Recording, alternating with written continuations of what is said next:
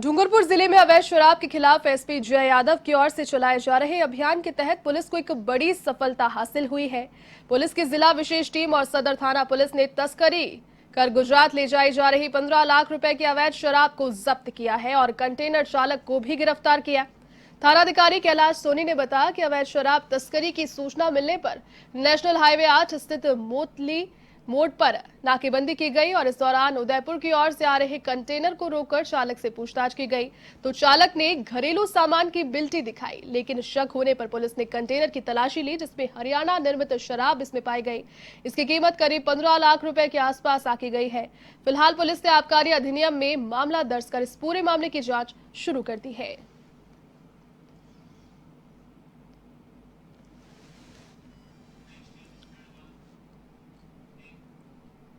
और कानपुर से अगली खबर, संदिग्ध परिस्थितियों में यहां पर एक पति पत्नी के शव मिले हैं। शव के पास मिली है लाइसेंसी राइफल।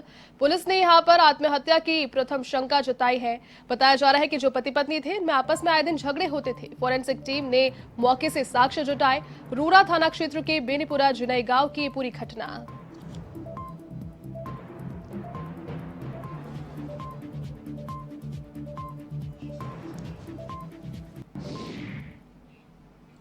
कानपुर में पुलिस पर दुर्दांत हमले के बाद उत्तर प्रदेश पुलिस ने अपराधियों के खिलाफ शिकंजा कसना शुरू कर दिया है। इसी क्रम में भदोही में बदमाशों और पुलिस के बीच में मुठभेड़ हो गई जिसमें जेल से फरार 50,000 का इनामी बदमाश दीपक उर्फ रवि मारा गया है, जबकि उसका एक साथी जो था वो मौके से भागने में सफल रहा। इस मुठभेड़ में बदमाशों की तरफ से की गई फायरिंग में स्वाट प्रभारी अजय सिंह सेंगर के पैर में भी गोली लग गई जिन्हें जिला अस्पताल में भर्ती कराया गया। साथ ही पुलिस ने घटनास्थल से 2 असला और एक बाइक भी बरामद की। ये मुठभेड़ जिले के सुरियावा थाना क्षेत्र के चकिया तिराहे पर हुई। फिलहाल पुलिस जो है वो फरार बदमाश की तलाश में जुट गई है। हमारी टीम जो ये अभियान चल रहा है 3 दिनों से चल रहा है, जो जितने भी बड़े अपराधी हैं उनके लिए रात में भी दिन में भी बराबर चेकिंग की जा रही है। इसी क्रम में आज मुझे सूचना मिली रात के करीब 1:30-2 के बीच में, जैसे सूर्यावा ने दिया। इस तरह में आज चेकिंग लगाए थे, शॉर्ट प्रभारी भी थे उनके साथ। तो बताया गया कि ये चकिया है, चकिया की तरफ से 2 बदमाश आते हुए मोटरसाइकिल से दिखाई दिए। उनको चेकिंग के लिए रोका गया। रोकने पर उन्होंने तुरंत फिर उधर से भागने की कोशिश की, मोटरसाइकिल से गिर गए और फिर उन्होंने चेतावनी देने के बाद ही पुलिस पर फायर किया। उस फायर एक्सचेंज में एक बदमाश को 2 गोलियां लगी हैं, जिसे फिर इसे भेजा गया तो अभी पता चला कि उसको मृत डिक्लेयर कर दिया गया है और एक बदमाश भाग गया है जिसकी तलाश के लिए जिले की सभी टीमें लगी हुई हैं। अभी जो सुरियावा से और हमारे जो एक सिपाही ने पहचाना है, उस सिपाही को भी उसने गोली मारी थी जिसमें उसके बुलेट प्रूफ जैकेट में लगी है। इस एक्सचेंज ऑफ फायर में जो हमारे शॉर्ट प्रभारी अजय हैं उनको भी गोली पैर में लगी हुई है, उनको भी रेफर किया गया है। श्रीगंगानगर के घड़साना में चोरों ने सोने मकान को निशाना बनाया और नकदी के साथ आभूषणों पर भी हाथ साफ कर फरार हो गए। घटना का पता लगने पर आसपास के लोगों ने पुलिस को इसकी सूचना दी तो वहीं मौके पर पहुंचकर पुलिस ने घटनास्थल का मुआयना किया। फिलहाल पुलिस ने चोरों के खिलाफ मामला दर्ज कर लिया है और मामले की जांच भी शुरू हो गई है।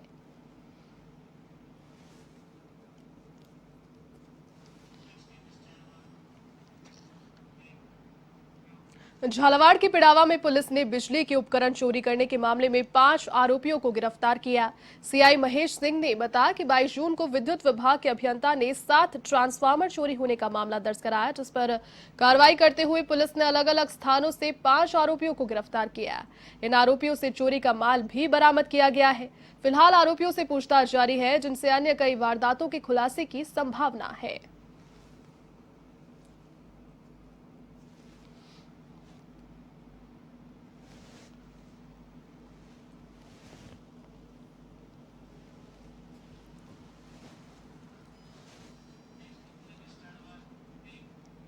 खबर झालावाड़ के भवानी मंडी थाना क्षेत्र से है, जहां पर पचपहाड़ में रुपयों की लेनदेन को लेकर एक दोस्त ने अपने ही करीबी दोस्त को मौत के घाट उतार दिया।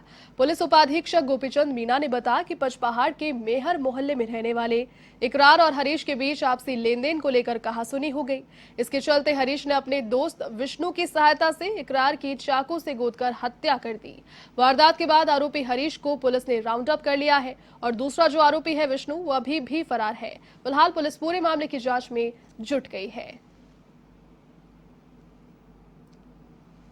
और एक साथी ने अपने ही साथी की हत्या कर दी। यहां पर पैसों के लेन देन को लेकर के बताया जा रहा है कि पैसों के लेन देन का ये पूरा विवाद था। मामले की जांच में फिलहाल पुलिस जुट गई है। भवानी मंडी से आपको खबर बता रहे हैं हम।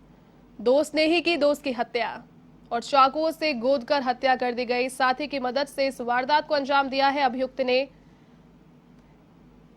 एक अभियुक्त को राउंड अप कर लिया गया है पुलिस के द्वारा और दूसरे की तलाशी अभी जारी है। मामला दर्ज कर लिया गया है। मामले की जांच में जुट गई है पुलिस। भवानी मंडी की घटना, दोस्त ने की दोस्त की हत्या और काफी करीबी दोस्त बताया जा रहा है जिस व्यक्ति की यहां पर हत्या हुई है। आपस में अच्छे मित्र थे और पैसों के लेन देन को चलकर इनके बीच में एक विवाद हुआ। विवाद में चाकुओं से गोदकर हत्या कर दी गई इस व्यक्ति की।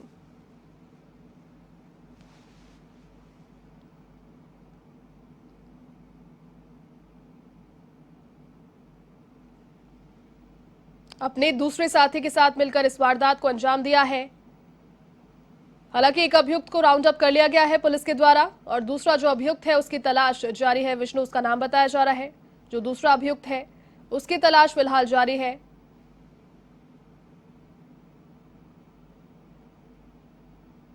और पैसों के विवाद को लेकर, महज कुछ पैसों के विवाद को लेकर इस हत्याकांड को अंजाम दिया गया।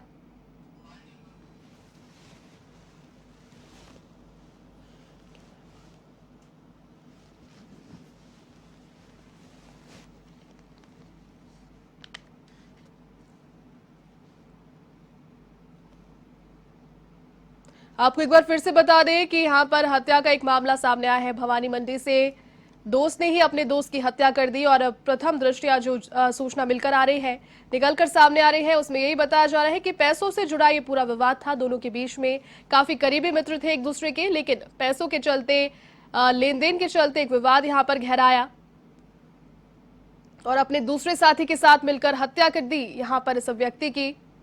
पुलिस ने हालांकि प्रथम अभियुक्त को राउंड अप कर लिया है और दूसरा जो अभियुक्त है विष्णु नाम का, वो फिलहाल फरार है। उसकी तलाश पुलिस के द्वारा जारी है।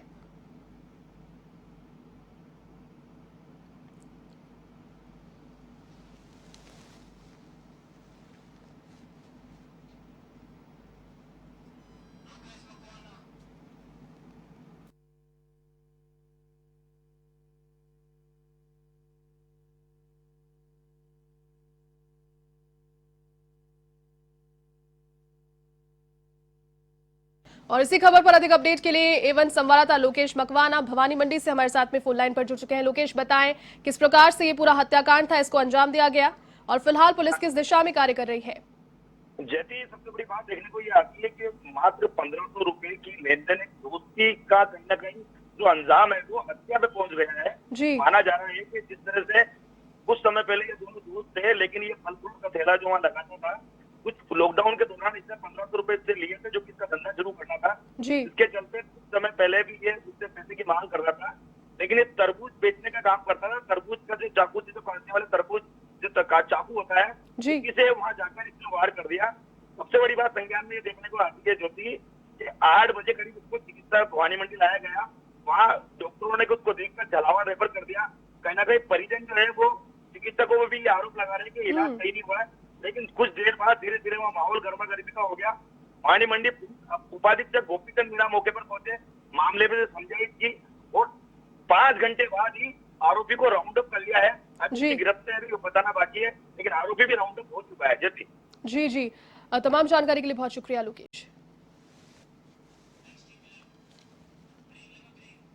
खबर जालौर के सायला से है, जहां पर सिराना गांव में हत्या का एक सनसनीखेज मामला सामने आया।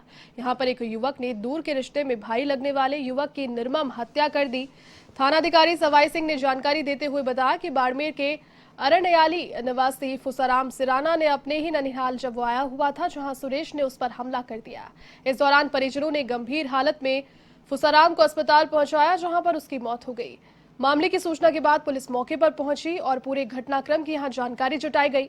उधर मृतक के परिजनों ने शव उठाने से इनकार कर दिया है। ऐसे में पुलिस ने समझाइश कर मामला शांत कराया।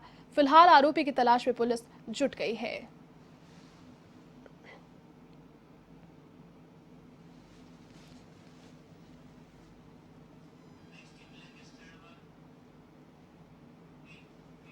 अजमेर के नए कलेक्टर प्रकाश राजपुरोहित पदभार ग्रहण करने के तुरंत बाद ही एक्शन मोड में नजर आए। दरअसल कलेक्टर राजपुरोहित पदभार ग्रहण करने के तुरंत बाद संभाग के सबसे बड़े जेएलएन अस्पताल पहुंचे, जहां पर उन्होंने अस्पताल की व्यवस्थाओं का जायजा लिया। इस दौरान जिला कलेक्टर ने अस्पताल में भर्ती मरीजों से बातचीत की और अस्पताल प्रशासन को आवश्यक दिशा निर्देश भी दिए।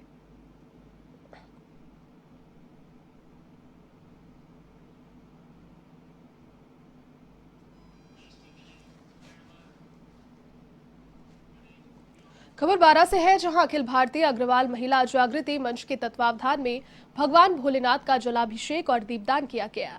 इस कार्यक्रम में बड़ी संख्या में अग्रवाल समाज की महिलाएं शामिल हुई। महिला जागृति मंच की जिलाध्यक्ष नीतू गुप्ता ने बताया कि सावन मास के मौके पर अग्रवाल समाज की महिलाओं ने कोरोना जागरूकता को लेकर रंगोली बनाई है। साथ ही में विभिन्न कार्यक्रमों का भी आयोजन किया गया।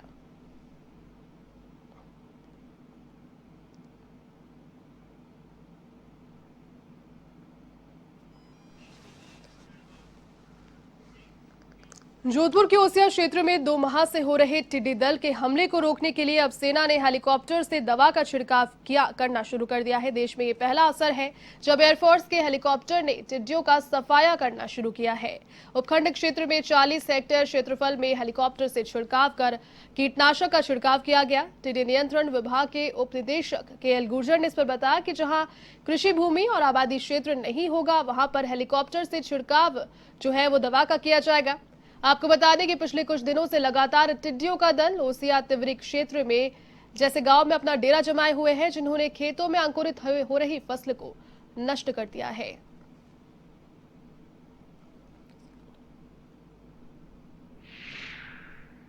सालू विलेज में जो स्पॉट था लोकस्ट का, वहाँ पर 2 सॉर्टी की गई है और दोनों सॉर्टी में करीब 360 लीटर सॉल्यूशन जो है स्प्रे किया गया है और उसमें करीब 40 हेक्टेयर एरिया कवर किया गया है, 40 हेक्टेयर एरिया कवर किया गया है। और उसमें थोड़ा सा जैसलमेर से आने में थोड़ा टाइम लग गया था, इसलिए कुछ क्लियरेंस का वो था इशू, बट फिर भी अभी जो पॉसिबल था वो मैक्सिमम उन्होंने किया है और अभी जो है ये ऑपरेशन इशू कंप्लीट किया है यहाँ पे।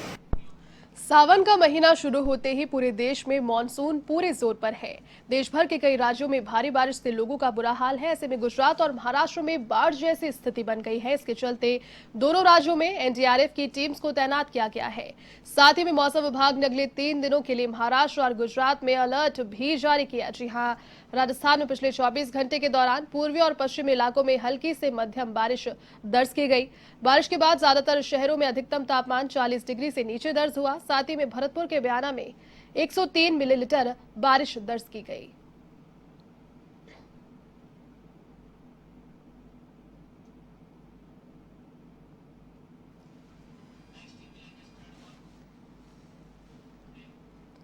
खबर जालौर के रानीवाड़ा से है, जहां हर्षवाड़ा गांव में ग्रामीण पिछले कई वर्षों से राजकीय उच्च प्राथमिक विद्यालय को माध्यमिक विद्यालय में क्रमोन्नत करवाने की मांग कर रहे हैं। ऐसे में मैत्रीवाड़ा की महिला सरपंच सीता देवी देवासी के अथक प्रयासों से ग्रामीणों की कई वर्षों की मांग अब कहीं जाकर पूरी हुई है, क्योंकि अब राजकीय उच्च प्राथमिक विद्यालय को माध्यमिक विद्यालय में क्रमोन्नत किया गया है। इसके बाद ग्रामीणों ने मुख्यमंत्री अशोक गहलोत, डिप्टी CM सचिन पायलट समेत सभी जनप्रतिनिधियों का आभार जाहिर किया।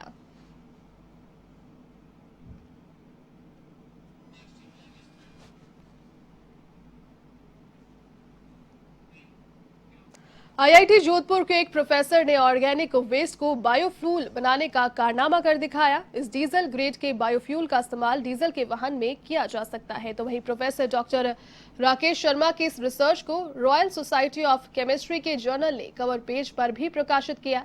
आपको बता दें कि प्रोफेसर राकेश शर्मा ने वेस्ट मटेरियल का उपयोग करते हुए उत्प्रेरक विधि के जरिए डीजल ग्रेड का बायोफ्यूल बनाया। इसी के साथ उन्होंने इस रिसर्च का पेटेंट भी करवा लिया है।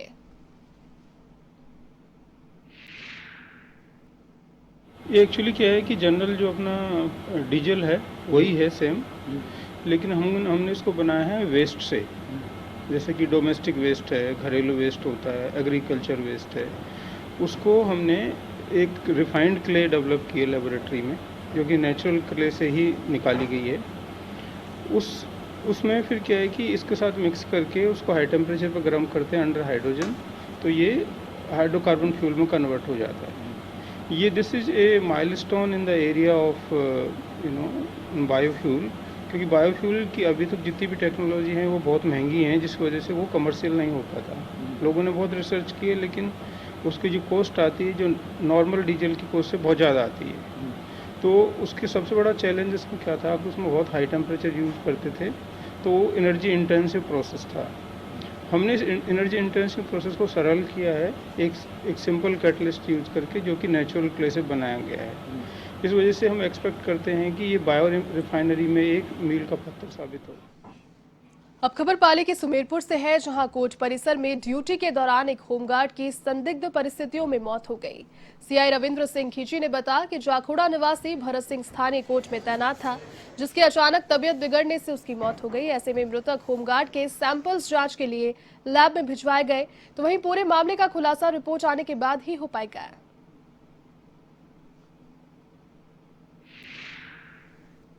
थाने को सूचना मिली कि न्यायिक परिषद सुमेरपुर में रात्रि ड्यूटी पर तैनात होमगार्ड भरत सिंह की तबीयत खराब है और शायद मृत्यु हो गई है, जिस पर जाते को रवाना किया गया। तो डॉक्टर से चेक कराया तो मृत्यु हो ना पाया।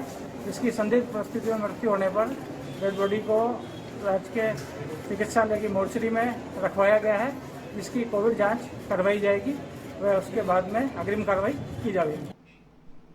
खबर सीकर के खाटू श्याम जी से है, जहां ग्राम पंचायत चौमुपुर हितायन में रिंगस खाटू श्याम जी मार्ग पर स्थित 14 बीघा सिवायचक भूमि को निवर्तमान जिला कलेक्टर ने गौशाला के लिए आवंटित किया है, जबकि जमीन आवंटन की प्रक्रिया का ग्रामवासी विरोध कर रहे हैं। इन्होंने मुख्यमंत्री के नाम ज्ञापन भेजकर आवंटन नहीं करने की भी मांग की। गौरतलब है कि भूमि पर सहायक मजिस्ट्रेट खंडेला ने जगदीश बाबरिया सहित अन्य को 11 अक्टूबर 2019 को स्टे जारी किया, जिसके बावजूद श्री श्याम मंदिर कमेटी को जिला कलेक्टर ने अपनी तबादले के एक दिन पहले ही 20 साल के लिए लीज पर दिया था। इतना ही नहीं, बिजली निगम ने भी बिना किसी आधार के बिजली का कनेक्शन जारी कर दिया। बिजली की फाइल में ग्राम पंचायत के सरपंच और सचिव के बिना किसी हस्ताक्षर के आगे बढ़ाई गई है।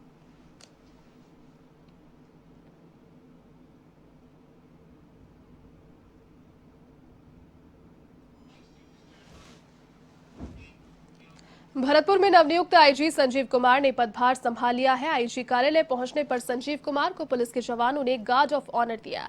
इसके बाद कार्यवाहक डीआईजी हैदर अली जैदी ने आईजी संजीव को कार्यभार सौंपा। तो वहीं इस मौके पर जिला कलेक्टर नथमल डीडेल ने भी उनसे मुलाकात की और भरतपुर की व्यवस्थाओं पर चर्चा की। आपको बता दें कि आईजी संजीव कुमार 1996 बैच के आईपीएस अधिकारी है।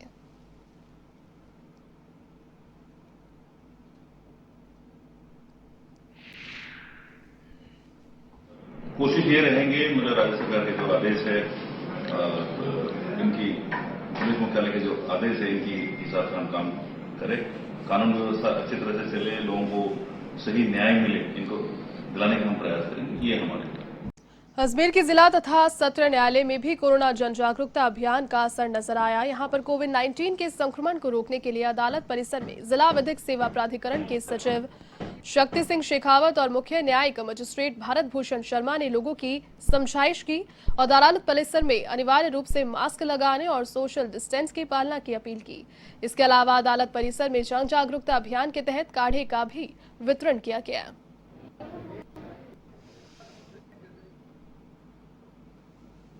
कोविड-19 संक्रमण को लेकर अदालत के सभी लोग जो है बहुत ही मुस्तैद हैं और उसके तहत लगातार जन जागृति कार्यक्रम आयोजित किया जा रहा है। मास्कों का वितरण किया जा रहा है, जगह जगह जागरूकता के पोस्टर लगाए गए। उसके साथ ही आज यूनानी और आयुर्वेदिक चिकित्सालय के जो राजकीय विशेषज्ञ चिकित्सक हैं, उनकी पूरी टीम आज यहाँ पर आई है और यहाँ पर आकर उन्होंने एक इम्यूनिटी रोग प्रतिरोधक क्षमता बढ़ाने का काढ़ा जो है उसका वितरण किया गया है।